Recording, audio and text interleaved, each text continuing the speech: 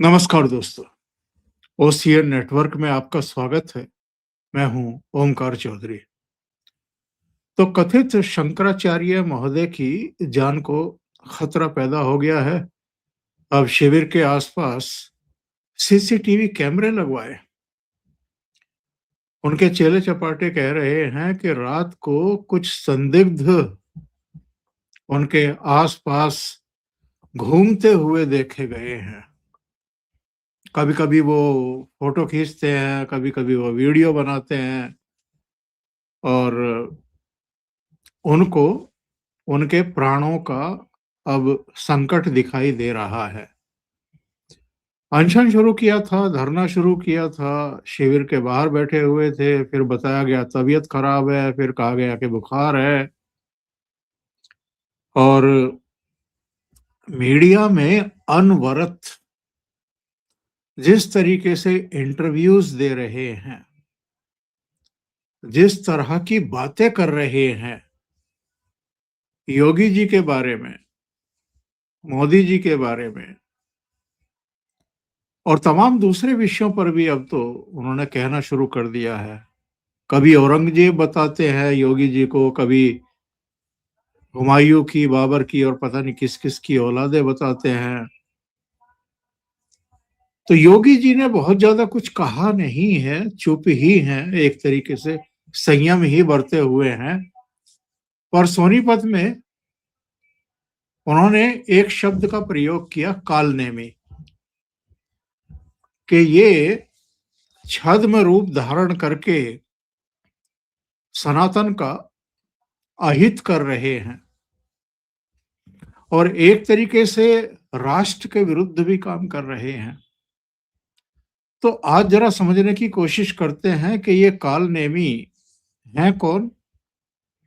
किसी एक की तरफ तो उनका इशारा नहीं है, पर चूंकि प्रकरण एक हुआ है और ऐसे समय योगी जी का एक बयान आया है, तो फिर अलग-अलग जगहों पर बहुत सारे कालनेमी हो सकते हैं। यहाँ भी अलग-अलग पॉलिटिकल पार्टियों में भी जो छद्म रूप में अपने को हिंदू कहते हैं, भगवान राम के मंदिर के दर्शन तक करने नहीं गए आज तक, वो लोग भी अब सनातन की बात करने लगे हैं चैनलों पर आकर के, मीडिया, सोशल मीडिया के जरिए। तो जरा समझने की कोशिश करते हैं जो कुछ ये किया जा रहा है या कराया जा रहा है, इसके पीछे का हेतु क्या है? 2027 ताकि 2029 में भी मोदी जी को रोका जा सके। बहुत हद तक 2024 में ये अपने कारनामों में सफल हो गए थे। इसीलिए भारतीय जनता पार्टी जो 2014 और 2019 में पूर्ण बहुमत हासिल करके इंडिपेंडेंटली केंद्र की सत्ता में आई थी, वो 2024 में इन्हीं हिंदू मतों के विभाजन के चलते लटक गई थी। 240 सीटों पर लटक गई थी। तो मेरे साथ जुड़ रहे हैं अवनीश शर्मा जी, उन्हीं से समझने की कोशिश करते हैं। अवनीश जी, बहुत स्वागत। नमस्कार। नमस्ते सर, प्रणाम।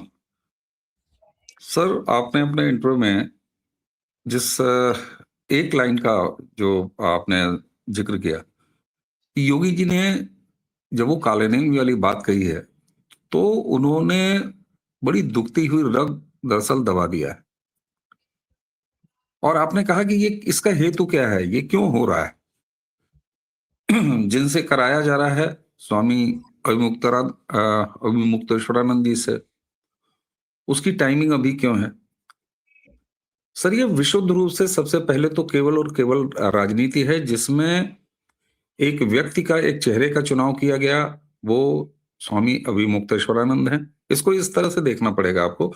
इसमें अब बहुत ज्यादा जो एक मुलम्मा चढ़ाने का प्रयास हुआ था कि साहब सनातन के इतने बड़े धर्मगुरु, वो उनके खिलाफ इस तरह का दुष्चक्र किया जा रहा है और ये शंकराचार्य के पद की जो है उसको, उसका पददलन हो रहा है। लेकिन ये बड़ा साफ हो गया, कुछ ही घंटों में ये साफ हो गया। और इसको वैधानिक रूप से भी साफ करने का जो मेला प्रशासन ने काम किया, जिसने कि नोटिस लगा दी कि भाई साहब आपका मैटर पूरा लिटिगेटेड है और आप कायदे से शंकराचार्य नहीं है, सुप्रीम कोर्ट के हिसाब से नहीं है, तो हम आपको वो प्रोटोकॉल नहीं दे सकते। तो ये काम एक जो एडमिनिस्ट्रेशन ने किया, और दूसरा आम जनता ने इस पूरे व्यवहार को लेकर सनातनियों में दुख है और थोड़ा-थोड़ा शर्म भी है कि सनातन के एक धर्माचार्य और शंकराचार्य के पद पर भले दावा रखने वाला व्यक्ति, मैं कह देता हूँ। चलिए हम ये मान लेते हैं कि वैधानिक रूप से प्रशासन ने ये क्लियर कर दिया कि भाई आप शंकराचार्य नहीं हैं। लेकिन सर इस बात से तो इनकार नहीं किया जा सकता, ये जैसे भी हों, जिस स्वभाव के भी हों, उनका राजनीतिक झुकाव या मेल-मिलन या ये उनका खुद का अब तो राजनेता होना सिद्ध हो रहा है, विपक्ष की तरफ से एक रिप्रेजेंटेशन दे रहे हैं वो। ये सब अगर किनारे हटा दिया जाए, तो ये बात तो सही है ना कि वो एक हिंदू संत हैं। भई इसमें तो कोई शक नहीं है कि हिंदू संत नहीं है। तो ये सनातन वंशियों के लिए शुरू में ये संकोच का और यही वजह था कि लोग असमंजस में थे, रिएक्ट नहीं कर पा रहे थे क्योंकि इसको शंकराचार्य से जोड़े रहे।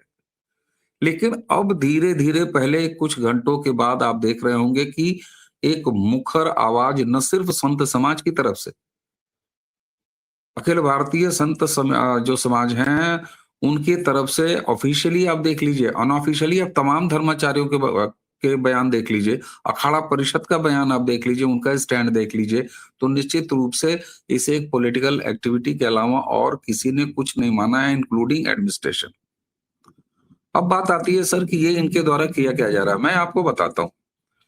चाहे चुनाव दो हर यहाँ पर इस तरह का जो इकोसिस्टम है कांग्रेस का, और उसका आप पूरा अगर जो काम करने का तरीका देखेंगे, तो ये इसी तरह घेरने का प्रयास है। अब देखिए सर, एक योगी आदित्यनाथ एक प्रशासक के रूप में, उनके ऊपर आप आर्थिक भ्रष्टाचार का आरोप नहीं लगा सकते। विपक्ष के पास ये ऑप्शन बंद है और अभी तक उसका कोई एक आक्षेप आप नहीं लगा सकते। लगभग यही स्थिति मोदी के साथ है। अब दूसरा क्या होता है, एक अगर राजनैतिक व्यक्ति को आप व्यक्तिगत रूप से उसके काम और दूसरा उस पर आप कुछ चिपका सकते हो, तो पहला तो आपका ये था कि साहब आप परिवारवाद चिपका दीजिए, उसके बाद अगर भ्रष्टाचार नहीं चिपका पाए तो। योगी आदित्यनाथ के खिलाफ इसका भी ऑप्शन विपक्ष के पास बंद है। आपने बीते दिनों देखा होगा, और सबसे पहले जब 2017 में आए तो इसी कांग्रेसी इकोसिस्टम ने योगी आदित्यनाथ के सामने अजय कुमार बिष्ट नाम के उनकी क्षत्रिय आइडेंटिटी को खड़ा करने का प्रयास किया था। ये बिल्कुल। प्रयास था कि कहीं न कहीं से उनको जातिवाद से जोड़ने का आगे प्रयास किया जाए, लेकिन वो भी निष्फल हुआ। भ्रष्टाचार निष्फल हुआ, परिवारवाद निष्फल हुआ। आपने जाति का उनका खोजने का प्रयास किया, वो निष्फल हुआ। तो अब सर योगी आदित्यनाथ के पास जो सबसे बड़ी आइडेंटिटी है, एक कुशल प्रशासक के अलावा, जो इससे पहले थी, पिछले 8-9 सालों में उन्होंने अपने आप को कुशल प्रशासक साबित किया है। लेकिन इससे पहले उनकी आइडेंटिटी एक सांसद के रूप में, लेकिन सर्वोच्च आइडेंटिटी उनकी एक धर्मगुरु, एक पीठाधीश्वर, एक हिंदू हिंदू संत। स्वामी अभिमुक्तेश्वरानंद के जरिए कांग्रेसी इकोसिस्टम ने योगी आदित्यनाथ के उस संतत्व की आइडेंटिटी को चैलेंज किया है। ये बेहद निजी हमला है, ये राजनीतिक उद्देश्यों के लिए किया जा रहा है। लेकिन अभिमुक्तेश्वरानंद जिस तरीके से उनको संत मानने से खारिज करने की तरफ, मतलब उनकी आप ये लहजा देखिए, वो खारिज तो क्या कर पाएंगे, वो खारिज कर ही नहीं सकते। दूसरी तरफ उनके एक सनातन के संत और एक पीठाधीश्वर, इस आइडेंटिटी के ऊपर जो कि सबसे बड़ी यूएसपी है एक कुशल प्रशासक के साथ योगी आदित्यनाथ पर, ये अब तक का योगी आदित्यनाथ पर सबसे बड़ा निजी हमला है। किया गया है ये राजनीतिक उद्देश्यों के चलते, और अभिमुक्तेश्वरानंद उसके चेहरे हैं। अब इसका लाभ अखिलेश यादव फौरी तौर पर उठाएंगे या उठाना चाहेंगे 27 में, ये अलग बात है। लेकिन ये वही लगभग रिजीम चेंज जैसा आक्रमण है जिसमें उनकी सनातन भगवा आइडेंटिटी को चैलेंज किया जा रहा है। और इसके लिए ये शर्म, जो शब्द मैंने कहा कि सनातनियों के लिए पहले असमंजस, फिर मतलब ये कंफ्यूजन, असमंजस, और उसके बाद शर्म का मामला आया। शर्म का मामला ये है कि ये सारा करने के लिए कांग्रेस ने भगवा टूल किट रिजिम चेंज का, इसको जन्म दे दिया है। और इसकी लड़ाई अभी मुक्तेश्वरानंद को मैं बधाई दूंगा सर, वो वाकई खुल के ये साबित कर रहे हैं कि हाँ, उन्हें किसने काम पे लगाया है। आज किसी भी व्यक्ति के सामने ये तस्वीर साफ है। तो मुझे लगता है कि अभी अभी मुक्तेश्वरानंद जी यहाँ पर कम से कम ईमानदार हैं। वो बता रहे हैं कि हम कांग्रेस के एजेंट हैं, हम कांग्रेस के लिए काम कर रहे हैं। और इनका तो सर, अगर आप देख लीजिए तो जो इनका घराना है, मैं घराना का मतलब इनके गुरुजी को आप देख लीजिए, नरेंद्र मोदी जी के नाम पर एक पत्रकार को उन्होंने थप्पड़ मार दिया था। तो लेकिन एक चीज जरूर है सर, योगी आदित्यनाथ एक संत, एक जागृत संत, उसके बाद इस प्रदेश की सेवा, इस प्रदेश की तस्वीर बदल के रख देने वाले व्यक्ति, कुशल प्रशासक, इनके सामने शंकराचार्य कथित रूप से जो अपना दावा रखते हैं, अभी मुक्तेश्वरानंद ने एक बार फिर सनातन वंशियों के सामने एक शर्म का मामला रखा है कि ये कौन कर रहा है। आज ये क्लेम ही हैं शंकराचार्य के, हो सकता है कल को ये हो भी जाए, लेकिन हमारे वो सनातन के जो शक्तिपीठ हैं, जिन्हें मैं देवी के शक्तिपीठियों को नहीं, ये हमारे चेतना के शक्ति के उसके पीठ रहे हैं। ये मार्गदर्शक हैं सनातन के, इन्हें बताना है, और इनका ये हाल है। तो निश्चित तौर पर ये कांग्रेसी एजेंडा है सर, और ये टूल किट का हमला है। अभी मुक्तेश्वरानंद इसके सिर्फ चेहरे हैं। बेहतर ये है कि ये एक्सपोज हो चुके हैं, और प्रशासन ने जो स्टैंड उसे लेना चाहिए वो ले रही है। बाकी तो इनका ड्रामा है सर। हमने तो सुना ये इनके पास एक वैनिटी वैन है उसी शिविर में, और ये लग्जरी अपने वैनिटी वैन में रहते हैं। ठीक है, हम तो चाहते हैं सर सनातन के जितने हमारे साधु हैं सब लग्जरी लाइफ जिए, क्यों नहीं जिए सर? संत हैं, महात्मा हैं, और जो भी सुविधाएं उनके पास रहें।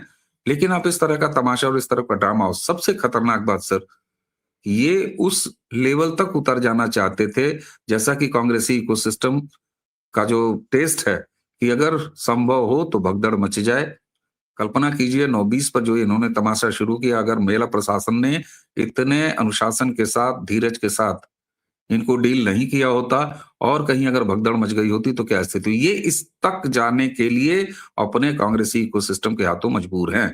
तो ये चेहरा राजनीतिक चेहरा है, ये पूरा का पूरा विषय राजनीतिक है, और मैं अभी इसमें और सीरीज बढ़ते हुए देख रहा हूं, क्योंकि वो काम पर लगे हुए हैं। अभी मुक्तेश्वरानंद काम पे हैं, इज इन वर्किंग मोड।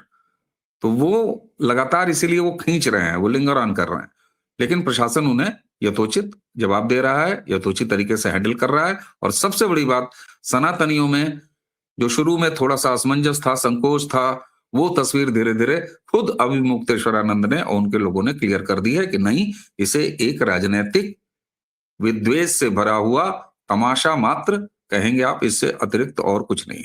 जी अवनीश जी, आपने कहा कि ये अपने काम पर लगे हुए हैं। मुझे तो लगता है कि जो सो कॉल्ड नेशनल मीडिया है, मेन स्ट्रीम का मीडिया है, वो भी काम पे लगा हुआ है। जो इकोसिस्टम है कांग्रेस का, वामपंथियों का, इन विपक्षी दलों का, वो भी काम पे लग गया है। आप सोशल मीडिया पर जाकर के देखिए किस तरह से वो लाठियां भांज रहे हैं। क्या आपको नहीं लगता कि ये बड़ा समय से हो गया है? अभी तो 1 साल है, अभी 1 साल है, तो 1 साल में एक अच्छा मौका है भारतीय जनता पार्टी के लिए भी, संघ के लिए भी, बाकी लोगों के लिए भी, हम जैसे आप जैसों के लिए भी, कि लोगों को पूरी तरीके से जागृत किया जाए और उनको बताया जाए। और बहुत हद तक अब चूंकि सोशल मीडिया का जमाना है तो लोगों की समझ में आ भी जाता है, तुरंत ही आ जाता है। लेकिन समय शायद गलत चुन लिया इन्होंने। स्थान तो ठीक चुना, समय थोड़ा गलत चुना, क्योंकि अभी 1 साल है चुनाव में। तो चुनाव में योगी जी की छवि को बर्बाद करने की कोशिश थी, ताकि 2027 में पहले योगी जी को चलता किया जाए, बीजेपी को चलता किया जाए, और फिर 2029 को टारगेट किया जाए। क्योंकि उत्तर प्रदेश, जहां से 80 लोकसभा सीटें आती हैं, वहां अगर 2024 जैसा या उससे बड़ा कारनामा कर दिया जाए तो शायद 2029 में मोदी जी को रोक दिया जाए। बिल्कुल सर, लेकिन एक चीज बताएं सर, समय इन्होंने गलत चुन लिया, ये तब है जब कोई कांड इन्होंने ऐसा किया हो जो सही समय पे चुना हो और सही तरीके से एग्जीक्यूट कर दिया। 2014 से तो एक लंबा सिलसिला है सर। कभी किसानों के नाम पर, कभी पहलवानों के नाम पर, कभी जो है मुसलमानों के नाम पर, कभी किसी नाम पर, कभी किसी नाम पर, कोई न कोई। ये तो एक लंबा सिलसिला है जो चलता रहा है। और अब तो धीरे-धीरे अगर जियोपॉलिटिकल स्थितियों पर आप चले जाएँ, भारत के बाहर जो-जो, क्या-क्या चल रहा है, चाहे बांग्लादेश में क्या चला, श्रीलंका में क्या चला या बाकी जगहों पर क्या चल रहा है, तो आपको पता लग जाता है कि एक ये इंटरनेशनल एक चार्टर का हिस्सा है, जो भारत में जो कुछ भी करने का प्रयास किया जा रहा है। और उसके तो कई बार बिल्कुल साझा आपको दिखाई दे रहा है।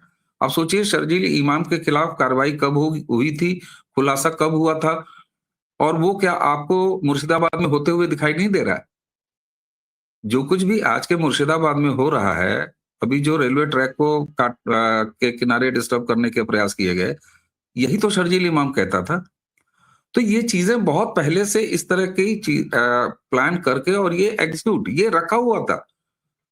आखिर ये बताइए अब 2 साल चुनाव है, अब अगला कोई कुंभ तो नहीं है, अगला जो माघ मेला आएगा वो एकदम ताज़ा-ताज़ा हो जाएगा, उस समय हो सकता है कि इलेक्शन का वैसा मूड बन जाए कि जहाँ पर दूसरे तरीके की बात हो रही हो। तो ये एक घृणा का दौर उपजाना था। आप ये सीरीज़ ऑफ इवेंट आप देखिए इसके ठीक पहले ब्राह्मणों विधायक उत्तर प्रदेश में कहीं अगर बैठ जाते हैं, मिल जाते हैं, तो फिर उसको लेके एक बड़ा वितंडा, उसके बाद सपा का तुरंत अपने लोगों को इकोसिस्टम को एक्टिवेट कर देना कि नहीं साहब ब्राह्मणों की वहां बेइज्जती हो रही है। और फिर उसमें आप सोचिए कोडीन नाम के सिरफ का कांड होता है, तो उसमें अखिलेश यादव केवल वो जो एक सिपाही बर्खास्त सिपाही जो कि इसका एक तरह से मेन एलिमेंट था, वो उसके आगे केवल सिंह लगा हुआ था, तो इसलिए योगी आदित्यनाथ से उसको जोड़ने का प्रयास हुआ और कहा गया कि अपने लोगों को बचाते हैं योगी आदित्यनाथ, जिसके लिए योगी जी को कहना पड़ा विधानसभा में कि अब जब उनके ऊपर चलेगा बुलडोजर तो फिर चिल्लाना मत, फातिहा पढ़ने मत जाना, ये तक शब्द उन्होंने इस्तेमाल किया। तो ये एक सीरीज ऑफ इवेंट लगातार चल रहा है और दोनों जगह साथ चल रहा है। आपने बिल्कुल सही कहा। 25 करोड़ आबादी वाला उत्तर प्रदेश जिसने 2024 में भी थोड़ा-सा एक डेंट आया और एक थोड़ा-सा नहीं, मैं उसे एक मजबूत डेंट कहूँगा और उसका नतीजा हुआ कि उतनी ही सीटें पूर्ण बहुमत से दूर रह गई भारतीय जनता पार्टी। तो ये उत्तर प्रदेश में अगर कुछ भी नेगेटिव होता है, तो न सिर्फ योगी आदित्यनाथ को नुकसान ये पहुंचाने का प्रयास करेंगे, बल्कि वो नरेंद्र मोदी को भी नुकसान पहुंचा रहे होंगे। ये बात बिल्कुल तय है। ये दोनों रूप में उत्तर प्रदेश में एक बड़ा प्रदेश है, इसकी सत्ता भी और अगर आप योगी ब्रांड को आगे आने वाले भारतीय जनता पार्टी के केंद्रित्व नेतृत्व जो है, उसके रूप में अगर देख रहे हैं या उसके विकल्प के रूप में अगर आप देख रहे हैं, तो भी ये बड़ी एडवांस प्लानिंग है कि एक तीर से दो शिकार ये इकोसिस्टम करना चाहता है और इसलिए अब तक का योगी के खिलाफ इसीलिए मैं इसको सबसे बड़ा दांव कह रहा हूं विपक्ष का, जहां पर उन्होंने एक शंकराचार्य तक की पदवी के बेहद नजदीक पहुंचने वाले एक हिंदू संत के चेहरे का इस्तेमाल किया है। ये छोटी सी बात नहीं है। इस दुष्चक्र को कांग्रेसी इकोसिस्टम के इस दुष्चक्र को हमारे लोगों को समझना पड़ेगा और मुझे बड़ा संतोष है सर।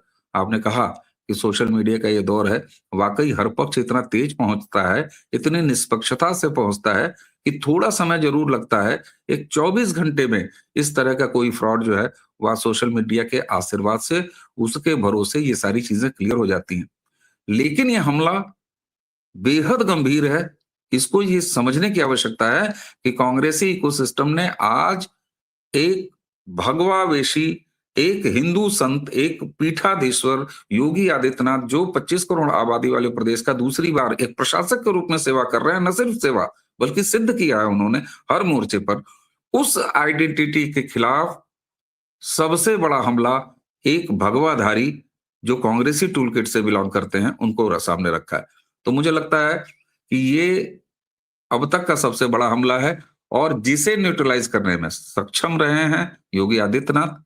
और मैं एक खूबसूरती बड़ा इसमें पा रहा हूं सर, जिस तरीके से भारतीय जनता पार्टी का संगठन इस पूरे मामले से दूर है, पहला। दूसरा, भारतीय जनता पार्टी का कोई छोटा बड़ा मझोले सेंटर का चाहे स्टेट का कोई भी नेता उसका इसमें इन्वॉल्व नहीं होना, ये इन चीजों को और डाइल्यूट कर रहा है। और योगी आदित्यनाथ इसे फ्रंट से खुद हैंडल कर रहे हैं, खुद लीड कर रहे हैं, संकेतों की भाषा में लीड कर रहे हैं। लेकिन जिस तरीके से इनकी चिचियाहट है और अब इतने सस्ते तरीके पर उतर आए हैं, सर जानते हैं जान से जान को खतरा ये सब आदमी कब करता है? मैं फांसी लगा लूंगा अगर नहीं होगा, तो ये कब करता है व्यक्ति? ये तब करता है व्यक्ति जब वो अपने उद्देश्यों में सफल होते हुए खुद को नहीं देखते और एक तरह से खुद को एक्सपोज होते हुए हर एक घंटे में अभी मुक्तेश्वरानंद देख रहे हैं। और वो जितना ज्यादा मीडिया पे आ रहे हैं, मैं उन्हें फिर एक बार साधुवाद दूंगा कि गुरुवर आप ऐसा ही करें। हाँ, सनातनियों को यह शर्म इस बात की जरूर है कि एक कर्मयोगी, एक योग से आने वाले, एक सनातनी पद्धति से आने वाले संत योगी आदित्यनाथ के सरकार के खिलाफ आप इस तरह से राजनीतिक खिलौना बन रहे हैं, तो ये आपका प्रारब्ध है। लेकिन मुझे लग रहा है इसके टेकर्स कोई नहीं है सर। ये एक और असफल रिजिम चेंज तो मैं इसको कह रहा हूं सीधे-सीधे। और ये वही टूल किट है जो कि एक बार और असफल हुआ है। जी। देखिए, जब हम कालनेमी की बात करते हैं, योगी जी ने जिस कालनेमी की बात की है, जिस पर इनकी तरफ से भी बयान आए और राजनीतिक दलों के नेताओं ने भी प्राइम टाइम में जाकर के टेलीविजन स्टूडियो में इसकी व्याख्या की और योगी आदित्यनाथ को निशाने पर लेने की कोशिश की। कालनेमी ने क्या किया था? बड़ा सुंदर वर्णन है। एक मायावी राक्षस जब लक्ष्मण जी मूर्छित थे और हनुमान जी संजीवनी लेने के लिए गए, तो एक मायावी राक्षस ने उनको रोकने की कोशिश की, भरमाने की कोशिश की, संत के वेश में या दूसरे वेश में। और हनुमान जी बहुत जल्दी समझ भी गए कि ये छद्म वेश में है और मायावी है और देर लगाना चाहता है ताकि समय से मैं संजीवनी लेकर के ना पहुंचने पाऊं। तो क्या किया था हनुमान जी ने? उसका वध किया था। तो कालनेमी जो है वो केवल इस समय माघी मेले में नहीं है साहब, राजनीति में भी कई हैं, कई चेहरे हैं जो छद्मवेशी हैं। एक तो इटावा में जो है कोई मंदिर बनवा रहे हैं, उधर आप देखिए तो पश्चिम बंगाल में 3-3 जगह एक कोई दुर्गा आंगन बन रहा है, एक सिलीगुड़ी में कोई महाकाल का मंदिर बन रहा है, एक और बन रहा है। हमने मल्लिकार्जुन खड़गे के बेटे के बयान सुने हैं, हमने स्टालिन के बेटे के बयान भी सुन रखे हैं सनातन के बारे में। तो कालनेमियों की तो कोई कमी है नहीं, सिर्फ ये है कि इनको पहचानने की जरूरत है अवनीश जी। और सर मुझे लग रहा है कि 2014 के बाद इन स्थितियों में उत्तरोत्तर प्रगति हुई है, लोग पहचान रहे हैं। आज समाज के पास बहुत शानदार फिल्टर हैं सर, और इतना शानदार फिल्टर है कि अच्छा एक समाज किसी चीज को आगे बढ़ाना चाह रहा है, ये वो कब संकेत देता है? भाई सरकार चुनता है जिसको वो उचित लगता है। लेकिन आप केवल केवल महाराष्ट्र का भी मैं उदाहरण ले लूं कि भाई न सिर्फ लोकसभा, न सिर्फ विधानसभा, न सिर्फ तालुका, न सिर्फ निकाय, बल्कि बीएमसी, मतलब हर एक जगह व्यक्ति यही चाहता है या मतदाता यही चाहता है या समाज ये चाहता है कि जो इस समय राष्ट्रवाद की धारा में चलती हुई राजनीति है और राष्ट्रवाद की धारा में जो भी चलेगी राजनीति भारत में, वो अपने आप आपको सनातन के साथ खड़ी हुई होती दिखाई देगी। क्योंकि भारत का नेचुरल जो अगर कोई कल्चर है तो वो राष्ट्रवाद है, इसके अलावा और कुछ नहीं हो सकता। भारत प्रथम अगर है तो वो सनातन में आपको दिखेगा, वो सनातनी ही कह सकता है भारत प्रथम, वरना तो वो नहीं मानेगा ना। वो कहेगा कि नहीं हम फलाने नारा नहीं लगाएंगे, ढकाने समय हम खड़े नहीं होंगे, वो तमाम इकबट लगाता है। तो मुझे लगता है सर कि ये एक ऐसा माहौल बन गया है जिसमें लोग कालनेमियों की हर क्षेत्र में पहचान कर रहे हैं। आप फिल्में तक देख लीजिए, वहां जो दौर चल रहा है, वहां लोगों ने हमें कभी रोमांस के नाम पर, हमें कभी भारत के नाम पर, हमें कभी भारतीयता के नाम पर, कभी अमन के कबूतर के नाम पर, कभी साझी विरासत के नाम पर, कभी गंगा जमनी तहजीब के नाम पर, किस किस तरीके के काले नेमियों ने, जो कला के काले नेमी रहे हैं, उन्होंने क्या क्या दिखाया है हमको। साहित्य के काले नेमियों पे बात होने रही है, उन्होंने किस एजेंडे के तहत, किस पॉलिटिकल और आइडियोलॉजिकल एजेंडे के तहत उन्होंने सो कॉल्ड कथित साहित्यों का निर्माण किया और हमें पिलाया। तो वो साहित्य के कला, वो आपके काले नेमी। इसी तरीके से सर राजनीति के काले नेमी, और मैं तो कहता हूं सबसे बड़ी आइडेंटिटी राहुल गांधी, क्या ये काले नेमिता नहीं है कांग्रेस के उस उच्च परिवार की, कि जो अपने आप को दत्तात्रेय ब्राह्मण कहता है और कहीं पर वो अपने आप को कैथोलिक क्रिश्चियन के रूप में दर्ज पाता है। तो ये काली नेमी नहीं है तो और क्या है। ऐसे तमाम नाम जो पत्रकारिता में हैं, जिन्होंने किसी मजहब विशेष में या किसी इस तरह की आइडेंटिटी को अपना रखा है, खुद के लिए निभाते हैं, और उसी दृष्टिकोण से एक एजेंडे के तहत कि हम पत्रकारिता में उस तरह का एजेंडा चला रहे हैं। और ये हमेशा हुआ है। वामपंथ को आप उठा के देख लीजिए सर, वामपंथ में क्या है, वो वही ड्रिवन एक वो ईंधन है जो कि जहां भी रहता है वो इसी तरह के कालनेमियों को पैदा करता है। नाम भारतीय, बात करेंगे जल जंगल जमीन की, लेकिन विचारधारा आयातित, और सनातन का नाश। तो ये सारे के सारे हमारे समाज के बहुत सारे अंगों में, हर अंग में काले नेमी और उनके पहचान का संकट खड़ा है सर। इसी तरीके से सनातन के संतों के नाम में जो काले नेमी है, और निश्चित तौर पर आप ये कह के नहीं बच सकते कि भाई साहब कोई संत, अगर सारे संत अगर भाजपा के साथ हो, क्या कोई संत कांग्रेस के लिए अछूत है या कांग्रेस उसके लिए अछूत है। नहीं हो सकती भाई, ये साफ है। ये जनता मानने लगी है, और जनता ये गंभीरता से मानने लगी है कि अगर आप साधु संत समाज से हैं, खुद को सनातन का प्रहरी कहते हैं, और राजनैतिक दृष्टि से जब बात आती है, तो यदि आप भारतीय जनता पार्टी के खिलाफ जाके खड़े हुए, तो उसे जनता जरा अब साफ पहचानने लगी है कि ये राजनैतिक धारा के काले नेमी हैं। और अफसोस के साथ कहना पड़ रहा है कि कम से कम मैं अभी मुक्तेश्वरानंद को तो सर हिंदू संत तो मानना ही पड़ेगा ना, वो हिंदू संत तो है ही है। एक विवादित व्यक्ति हैं, राजनीतिक साधु जादे हैं, ये अलग बात है, लेकिन वे इस समय राजनीति के काले नेमी, भगवा वेशधारी इस रूप में पहचाने जा रहे हैं, और ये सीरीज ज्यादा है। तो मुझे नहीं लगता है कि सर कालेमियों को पहचानने में अब कोई संकट है। उनके सामने पहचान का संकट जरूर है कि अब वो क्या करें। उनकी राजनीति की दुकानें आप देखिए क्या दुर्गति हो रही है। मैं अभी कह रहा हूं, ये स्वघोषित और कोशिश कर रहे हैं कि ये शंकराचार्य हो जाए मुकदमा लड़के, लेकिन उसके बावजूद भी ये किस तरीके से अपने आप को एक्सपोज कर रहे हैं। तो मुझे लगता है कि, और आपने एक बार मेरी बात को दोहराया कि ये काम पे हैं। जी हाँ, ये काम पे हैं। जब तक इनका कोटा है तब तक ये टलेंगे नहीं, आप देख लीजिएगा। तो क्या इससे पहले अभी मुक्तेश्वरानंद किसी माघ मेले में इतने समय तक रुके हैं? अगर रुके हो तो बता दे, कोई जानकारी दे दे मुझे। मैं जानता हूं कितने दिनों तक इनका शिविर माघ मेले में कभी नहीं रहा है। ये आए हैं, छटना आए हैं और चले गए हैं, एक आध दिन रुके हैं। लेकिन ये चूंकि काम पे हैं, ये इनका वर्किंग ट्रिप है। जिस तरीके से होता है ना कि आदमी वर्किंग ट्रिप पर जाता है, हरिद्वार जाने वाला हर आदमी गंगा नहाने नहीं जाता। कुछ लोग हरिद्वार में अपना काम काज करने जाते हैं, धंधा करने जाते हैं। तो ये महाराज जी श्री प्रयागराज में माघ मेले में अपना धंधा कर रहे हैं, और राजनीतिक धंधा कर रहे हैं। ये खुद को एक्सपोज कर रहे हैं, इसलिए इनके टेकर्स नहीं है। कालनेमियों को अच्छे से पहचानने का दौर है सर। संत समाज के जो शिरोमणि हैं उनकी भी आज मैं टिप्पणियां देख रहा था अलग अलग लोगों की। स्वामी रामदेव ने एक बड़े पते की बात कही। उन्होंने कहा कि जितने शंकराचार्य हैं या जितने पीठाधीश्वर हैं, जो अलग अलग मठों के लोग हैं, क्या सरकार की ही जिम्मेदारी है कि वो गायों की चिंता करे? गौरक्षा का दायित्व तो केवल सरकार का है, क्या संतों का नहीं है, पीठाधीश्वर का नहीं है, शंकराचार्यों का नहीं है, बाकी समाज का नहीं है? सबको करनी चाहिए चिंता, तभी गौरक्षा हो पाएगी।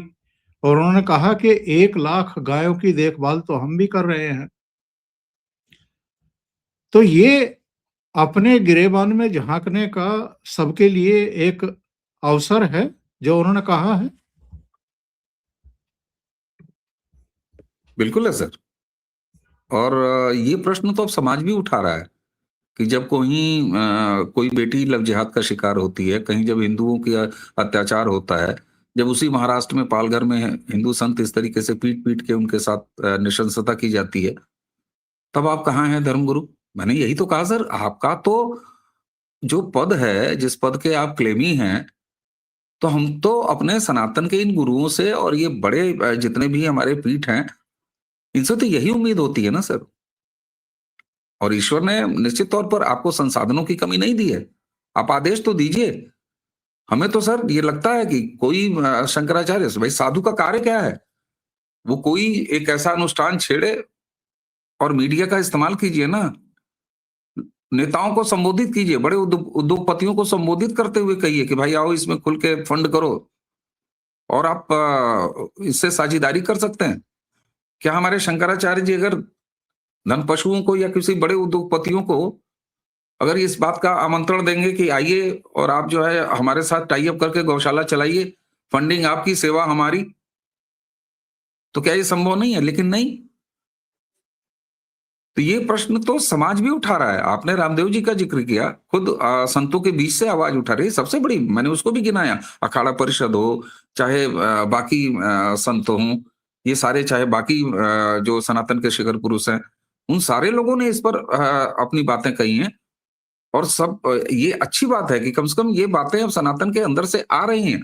ऐसा नहीं है कि लोग संकोच करके अरे जाने दीजिए उनकी क्या बातें, नहीं। और वहीं प्रशासन ने भी एक्सपोज किया है इनको। भाई 8 पन्ने का लेटर दिए हैं ना, जो इनसे जवाब मांगा गया था। तो मुझे लगता है सर कि ये प्रश्न लगातार समाज में उठना कि आखिर जब सनातन पर कोई बात आती है, जब कोई इस तरह से प्रताड़ना होती है, जब डेमोग्राफी चेंज दिखाई देता है, तो आप एक सनातन के गुरु होने के नाते आपका क्या कर्तव्य है? आप कुछ तो करिए साहब, आपको करना चाहिए। तो ये बात समाज की तरफ से निकल के आ रही है और मुझे लगता है कि सनातन की यही विशेषता है सर कि हम अपने कमियों पर बड़े आराम से बात करते हैं और खुद संत समाज भी आप देखिए अविमुक्तेश्वरानंद से लगातार सवाल पूछ रहा है, बिल्कुल पूछ रहा है। और जिस तरीके से प्रशासन ने इसमें अपना काम किया है, चाहे वो मेला प्रशासन हो, चाहे उत्तर प्रदेश सरकार हो, वहाँ भी ठीक है। और रही बात योगी आदित्यनाथ की, तो उनकी अपनी शैली है, वो किसी को छोड़ते नहीं तब तक जब तक कोई चीज़ उन्हें छेड़ता नहीं और निजी रूप से अविमुक्तेश्वरानंद ने उनको छेड़ा है। इसलिए योगी जी खुद सबसे आगे से लीड कर रहे हैं और वही डील भी कर रहे हैं, इसके अतिरिक्त और कोई डील भी नहीं कर रहा है। जी। अंतिम प्रश्न, केशव मौर्य को क्या हुआ है? वो पूज्य शंकराचार्य जी के श्री चरणों में प्रणाम क्यों भेज रहे हैं, जबकि उनको पता है कि योगी आदित्यनाथ के बारे में बहुत अभद्र टिप्पणियां इन्होंने की हैं, औरंगजेब और पता नहीं किस किस की औलाद बताया है। संकट में अवसर तलाश करने की कोशिश, चुप नहीं रह सकते थे क्या? या इनकी अगर निंदा नहीं करना चाहते आप ऐसे शब्दों के लिए कि योगी जी के बारे में आप किस तरह के शब्दों का प्रयोग कर रहे हैं, आप चुप रह सकते थे। ऐसे समय आप स्कोर करने में लग गए। सर, सर मुझे लगता है आपकी दूसरी वाली बात ना वो ज़्यादा मुफ़ीद बैठ रही है। चुप नहीं रह सकते थे क्या? क्योंकि संकट में अवसर इसकी सर राजनैतिक हैसियत नहीं है उन सज्जन के पास। बड़ा थोड़ा कठोर शब्द है हैसियत, लेकिन मैंने सही है। राजनैतिक हैसियत कहा। राजनैतिक हैसियत नहीं है सर और ये चीज़ क्लियर हो जानी चाहिए। लेकिन ठीक है साहब, कॉम्पिटिशन भी रहना चाहिए, स्वस्थ कॉम्पिटिशन भी रहना चाहिए।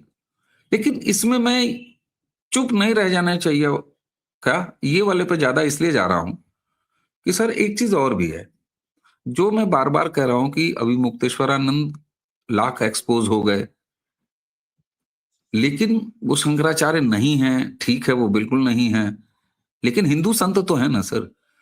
तो सनातन से जुड़ी हुई कोई सरकार या राष्ट्रवाद की सरकार कम से कम ये भी नहीं चाह रही है कि 2015 में जिस तरह अखिलेश यादव ने गोदौलिया चौराहे पे इसी अभिमुक्तेश्वरानंद जी को लाठियों से पीट के इनके चेलों को और इनको बिछा दिया था। तो इस तरह की कम से कम कोई एक्टिविटी योगी सरकार तो नहीं ले सकती, कोई भाजपा सरकार तो किसी संत के साथ नहीं ले सकती।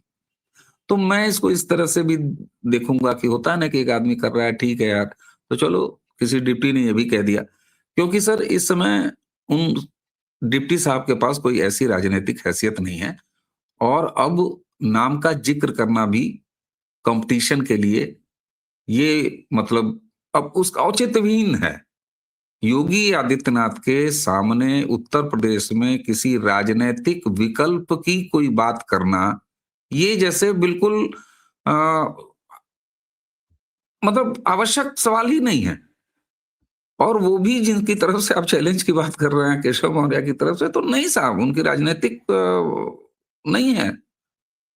कम से कम योगी जी के सामने अब कि उनका नाम चले, योगी आदित्यनाथ, तब तक जब तक योगी आदित्यनाथ स्वयं लखनऊ से कहीं और मूव नहीं करती उनकी राजनीति, तब तक उत्तर प्रदेश में अब कम से कम नेतृत्व को चैलेंज नहीं है।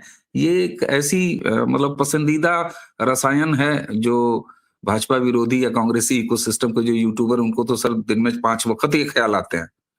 2017 से ये ख्याल आते हैं सर।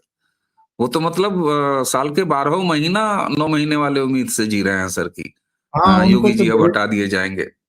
मिर्गी के दौरे पड़ते हैं, और जब भी पड़ते हैं तो एक वीडियो सामने निकल के आता है। बिल्कुल कि हट गए योगी, आ गया फरमान। अब बताइए सर, हम लोग भी इस तरह का थंबनेल वगैरह बना के काम कर सकते हैं, व्यूज आ जाएंगे, हैं? लेकिन ये नैतिकता गवाही नहीं देती। तो योगी जी के सामने कोई उनको चैलेंज करना या चिढ़ाना, ये सब इसका कोई औचित्य नहीं है। अब होगा ना सर कि आप कहाँ मतलब कोई तुलना नहीं है सर। आज से 7-8 साल पहले ठीक है, नाम चलता था, लेकिन अब योगी आदित्यनाथ जी ने बहुत ऊंची छलांग अपने कद काठी, जो उनकी ऑरा है उसमें ले लिया है कि अब उनके सामने आप किसी नेताजी की उत्तर प्रदेश में विकल्प के रूप में बात करेंगे तो थोड़ा आग बगा जाएगा आदमी। अब ये माहौल है जी। बहुत बहुत धन्यवाद आपका अवनीश जी, इतना समय निकालने के लिए और एक बहुत ही महत्वपूर्ण और ज्वलंत मुद्दे पर विचार व्यक्त करने के लिए। Thank you so much. और एक प्रणाम सर। दर्शकों से निवेदन है कि अगर आपको ये चर्चा अच्छी लगी है तो लाइक जरूर करें, वीडियो को शेयर करें, चैनल सब्सक्राइब ना किया हो तो सब्सक्राइब कर लें, साथ में लगे बेल आइकॉन को दबा दें ताकि आगे आने वाले नोटिफिकेशन आपको जरूर मिल जाएं।